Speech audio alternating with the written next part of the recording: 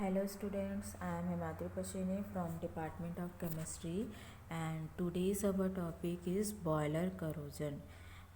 Today we will discuss about what is boiler, okay? And then हम discuss करेंगे कि boiler के through corrosion कैसे कॉज होते हैं और उस कॉज हुए करोजन का हम ट्रीटमेंट किस तरीके से और किस मेथड के थ्रू कर सकते हैं। तो सबसे पहले आज हम डिस्कस करते हैं आज के हमारे कंटेंट के बारे में, जो कि सबसे पहले है इंट्रोडक्शन कि बॉयलर करोजन होता क्या है। देन हम ये देखेंगे कि बॉयलर करोजन कॉज होने के रीज़न्स क्या क्या है, जिसमें से आज हम 3 रीज़न के बारे में डिस्कस करने के वाले हैं, जो कि मोस्ट इम्पॉर्टेंट रीज़न है टू कॉज बॉयलर करोजन। तो जिसमें आपका पहला आता है डिज़ोल्व ऑक्सीजन, ठीक है। देन हम स्टडी करेंगे कि इसका प्रिवेंशन कैसे किया जाता है। Then second mineral acid and then third dissolve carbon dioxide. तो सबसे पहले हम देखते हैं कि बॉयलर करोजन होता क्या है, ठीक है। तो it is defined as the decay of boiler material by attack of some chemicals, ठीक है। जो बॉयलर करोजन होता है, जब हम बॉयलर में पानी को बॉयल करते for the generation of steam, ठीक है, तो उस प्रोसेस के दौरान कुछ केमिकल या फिर कुछ इलेक्ट्रोकेमिकल्स अटैक होते हैं बॉयलर के ऊपर, जिसके कारण बॉयलर करोजन कॉज होता है, ठीक है। It is one of the most serious problem caused by hard water.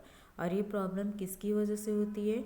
Hard water को स्टीम में कन्वर्ट करने के कारण होती है, क्योंकि आप सभी जानते हैं जो हार्ड वाटर होता है उसमें इम्प्योरिटी जो होती है, इम्प्योरिटी का कॉन्सेंट्रेशन बहुत ही ज़्यादा हाई होता है, जिसके कारण जो केमिकल या इलेक्ट्रोकेमिकल अटैक होता है बॉयलर के ऊपर, उसमें ये impurities most important role play करती हैं for the development of boiler corrosion.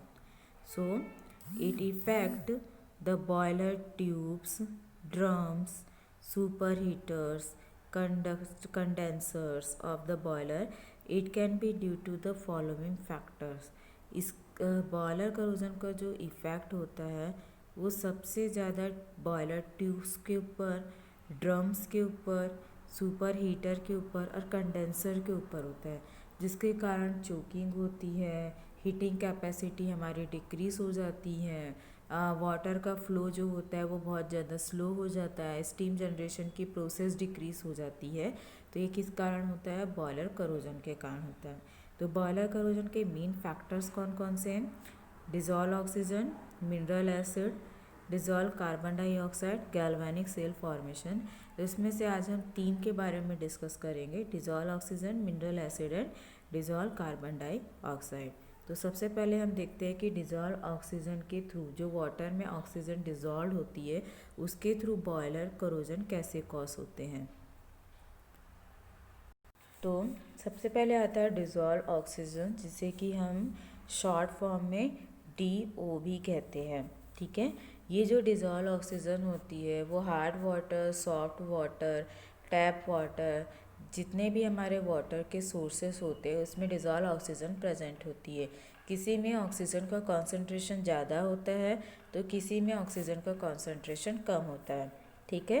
तो देखते हैं कि DO के थ्रू बॉयलर करोजन कैसे कॉज होता है। Solubility of oxygen decreases with increase in the temperature. जब हम पानी को या हार्ड वाटर को, सॉफ्ट वाटर को जब बॉयलर में गर्म करते फॉर द स्टीम जनरेशन, तो जैसे जैसे टेम्परेचर रेस होता जाता है तो वाटर में प्रेजेंट डिज़ोल्व ऑक्सीजन का कॉन्सेंट्रेशन होता है वो डिक्रीज होता जाता है, क्योंकि जो ऑक्सीजन होती है वो वेपर के फॉर्म में रिलीज होती है, ठीक है। Therefore a high temperature the entire oxygen present in water is liberated, ठीक है।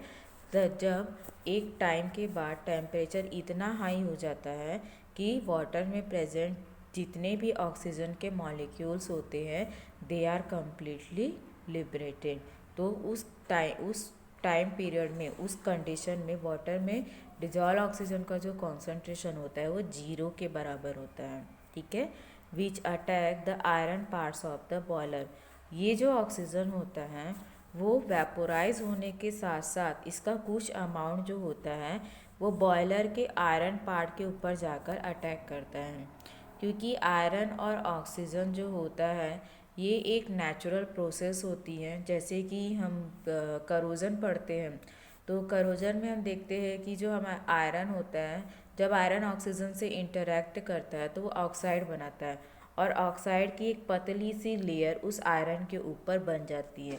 तो सेम प्रोसेस यहाँ पे भी होता है कि जब बॉयलर के अंदर वाटर भी स्टीम में कन्वर्ट होता है तो ऑक्सीजन का कुछ अमाउंट जो होता है बॉयलर के आयरन पोर्शन पे जाके अटैक करता है और वहाँ पे करोजन कॉज करता है।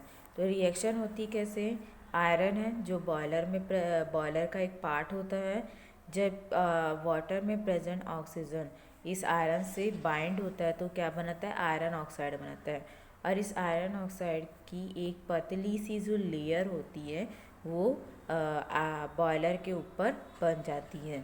ठीक है, देन ये जो आयरन ऑक्साइड होता है अगेन ऑक्सीजन के साथ ट्रीट करके क्या बनाता है, आयरन ट्राई ऑक्साइड बनाता है। ठीक है, जो कि क्या कहलाता है, रस्ट कहलाता है, जिसे हम नॉर्मल भाषा में जंग कहते हैं, जंग लगना बोलते हैं। ठीक है, तो इस तरीके से डिज़ोल्व ऑक्सीजन के थ्रू करोजन कॉज होता है। देन अब ये जो डिज़ोल्व ऑक्सीजन के थ्रू करोजन कॉज हो रहा है उसे हम रिमूव कैसे कर सकते हैं। तो सबसे पहली चीज़ एडिशन ऑफ केमिकल, कुछ केमिकल्स को ऐड किया जाए जिसके कारण हम ऑक्सीजन के कॉन्सेंट्रेशन को क्या कर सके, वाटर में डिक्रीज़ कर सके, जिसके कारण वाटर में प्रेजेंट जो ऑक्सीजन है वो आयरन के ऊपर कम अटैक करे और करोजन कम कॉज करे। ठीक है, तो सबसे पहले sodium sulphide Na2SO3, sodium sulphide को जब डाला जाता है तो सोडियम सल्फाइड ऑक्सीजन से रिएक्ट करके सोडियम सल्फेट बनाता है Na2SO4। ये जो सोडियम सल्फेट होता है एज अ प्रेसिपिटेट के फॉर्म में नीचे सेटल डाउन हो जाता है, जिसे हम नॉर्मल ब्रश के थ्रू या क्रशिंग के थ्रू रिमूव कर सकते हैं। देन सोडियम सल्फाइड Na2S, जब ये सोडियम सल्फाइड डाला जाता है तो ये ऑक्सीजन से बाइंड होकर क्या बनाता है, सोडियम सल्फेट बनाता है। देन एक और केमिकल है जिसे हम हाइड्रोजन कहते हैं। हाइड्रोजन का फॉर्मूला क्या है, N2H4। जब ये हाइड्रोजन ऑक्सीजन से बाइंड होता है तो ये वाटर के मॉलिक्यूल्स फॉर्म करता है, लेकिन इस प्रोसेस का सबसे बड़ा लॉस ये है कि ये जो हाइड्रोजन है वो ऑक्सीजन से रिएक्ट करके नाइट्रोजन गैस रिलीज़ करता है, और ये जो नाइट्रोजन गैस होती है वो हार्मफुल होती है। ठीक है, तो इस नाइट्रोजन गैस के लिए क्या ट्रीटमेंट किया जा सकता है, देखिए यहाँ पे, out of this chemical hydrogen is prepared for removal of oxygen and as it leave no salt behind. ये जो हाइड्रोजन होता है वो ऑक्सीजन को तो रिमूव करता है, साथ ही साथ कोई भी सॉल्ट वो पीछे नहीं छोड़ता है। जैसे कि जो सोडियम, देखिए यहाँ पे जो हमारा सोडियम सल्फाइड था वो जब रिएक्ट करा था तो हम सोडियम सल्फेट के प्रेसिपिटेट बना रहा था, लेकिन ये कोई प्रेसिपिटेट का फॉर्मेशन नहीं करता है। Then moreover the nitrogen gas produce in the reaction is harmful, लेकिन हाइड्रोजन के थ्रू नाइट्रोजन गैस प्रोड्यूस होती है जो कि हार्मफुल होती है। However excess of hydrogen should be avoided, तो इसीलिए हम क्या करते हैं, जब हम हाइड्रोजन डालते हैं तो हम कोशिश करते हैं कि हाइड्रोजन की मिनिमम से मिनिमम क्वांटिटी हम उसमें ऐड करें, as it give ammonia on decomposition, जिसके कारण जब ये डिकम्पोज होता है हाइड्रोजन तो ये क्या फॉर्म करता है, अमोनिया फॉर्म करता है, जो कि कहाँ पर जाके अटैक करता है, कॉपर पार्ट्स के ऊपर अटैक करता है। जो बॉयलर का कॉपर पार्ट वाला पोर्शन होता है वहाँ पे जाके ये अमोनिया अटैक करता है। तो देखिए यहाँ पे हाइड्रोजन है, जब हम इसकी मिनिमम क्वांटिटी ऐड करते हैं तो अमोनिया बनाता है। So sodium sulphate obtain from sodium sulphide and sodium sulphide decompose to give sulphur dioxide. ठीक है, जब सोडियम सल्फेट किससे मिल रहा था, सोडियम सल्फाइड और सोडियम सल्फेट से, तो ये डिकम्पोज होकर क्या देता है, सोडियम डाइऑक्साइड मतलब SO2 देता है। ठीक है, which combine with water to give sulphurous acid जो वाटर से कंबाइन होकर क्या बनाता है, सल्फोरस एसिड बनाता है H2SO3 which is again corrosion. ठीक है, मतलब अगर हम ऑक्सीजन की क्वांटिटी को लेस करने की कोशिश करते हैं by the addition of some chemical reagent, तो ऑक्सीजन की क्वांटिटी तो डिक्रीज हो जाती है, जिसके कारण आयरन के ऊपर अटैक कम होता है। लेकिन वो जो केमिकल्स होते हैं अनदर करोजन कॉज करते हैं as the form of SO2, as the form of ammonia, as the form of nitrogen. ठीक है, तो करोजन किसी न किसी रीज़न से कॉज होता है। दूसरी चीज़, अगर हम उसे रिमूव करने की कोशिश करते हैं तो रिमूव तो होता है, लेकिन उसकी जगह एक और करोजन कॉज हो जाता है, जिसे रिमूव करने के लिए अनदर केमिकल ऐड करना पड़ता है। क्लियर है? दैन नेक्स्ट आता है मिनरल एसिड्स।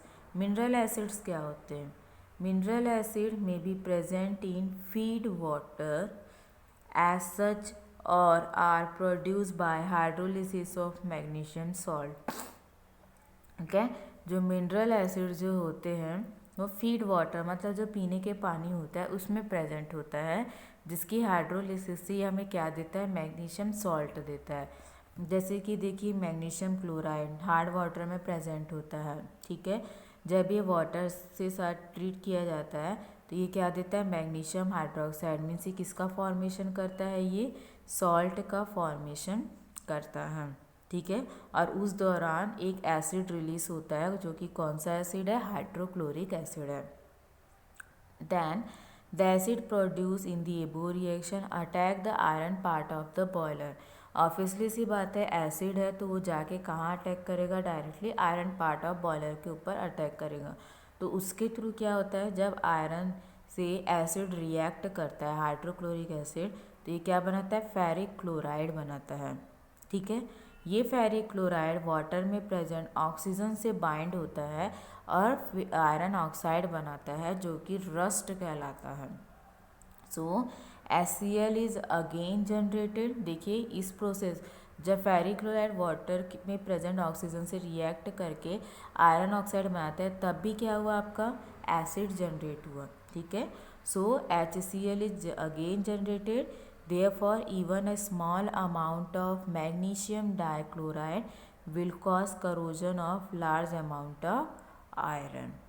ठीक है, अब इसके रिमूवल के लिए क्या मेथड दी गई है, the mineral acid present in feed water as be removal the mineral acid present in feed water can be removed by adding calculated amount of alkali.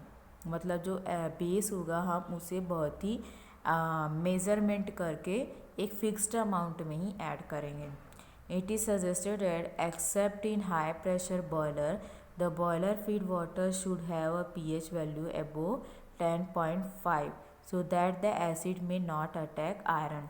मतलब अगर हम बेस को ऐड करते हैं, ठीक है, during the process of water is converted into steam, तो उस दौरान क्या होता है, ये जो बेस होता है, बेस का जो कॉन्सेंट्रेशन होता है वाटर में डिक्रीज हो जाता है अराउंड द pH 10.5। ठीक है, तो pH इतना ज़्यादा इतना डिक्रीज हो जाने के कारण जो एसिडिटी होगी वो क्या होगी, कम कॉस होगी, मतलब ना के बराबर कॉस होगी, तो वो आयरन के ऊपर अटैक ही नहीं कर पाएगी। क्यों? क्योंकि HCl फॉर्म ही नहीं होगा। क्लियर है? देन थर्ड आता है dissolved carbon dioxide. Dissolve carbon dioxide में कार्बन डाइऑक्साइड में भी प्रेजेंट इन हार्ड वाटर। जैसे ऑक्सीजन जितने भी वाटर सोर्सेस होते हैं, एवरी वाटर सोर्सेस में ऑक्सीजन तो प्रेजेंट होता है, साथ ही साथ CO2 भी प्रेजेंट होता है। ठीक है, तो हार्ड वाटर में भी CO2 प्रेजेंट होगा as well as oxygen. So carbon dioxide may be present in the hard water in dissolved form or it's obtained by decomposition of bicarbonate। देखिए यहाँ पे ये कैल्शियम बाइकार्बोनेट है। जब पानी को बॉईल किया जाता है तो कैल्शियम बाइकार्बोनेट कैल्शियम कार्बोनेट में कन्वर्ट होता है, जो कि प्रेसिपिटेट के फॉर्म में नीचे सेटल डाउन हो जाता है।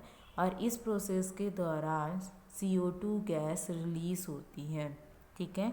तो the CO2 so obtain combine with water, ये जो CO2 होता है वो वाटर से कंबाइन होता है और क्या बनाता है, कार्बोनिक एसिड बनाता है। ये जो एसिड होता है सेम करोजन कॉज करता है, ठीक है। तो इसके रिमूवल के लिए क्या प्रोसेस है, by addition of lime, soda lime, ठीक है, चूने का पानी बोलते हैं जिसे हम तो यहाँ पे देखिए CaOH2 कैल्शियम हाइड्रोक्साइड जिसे हम लाइम बोलते हैं। तो ये जो कैल्शियम हाइड्रोक्साइड जब हम वाटर में ऐड करेंगे तो ये कैल्शियम हाइड्रोक्साइड वाटर में प्रेजेंट CO2 गैस के साथ रिएक्ट करेगा और क्या बनाएगा, कैल्शियम कार्बोनेट बनाएगा। ये जो कैल्शियम कार्बोनेट है प्रेसिपिटेट के फॉर्म में नीचे सेटल डाउन हो जाएगा, ठीक है, जिसे हम नॉर्मली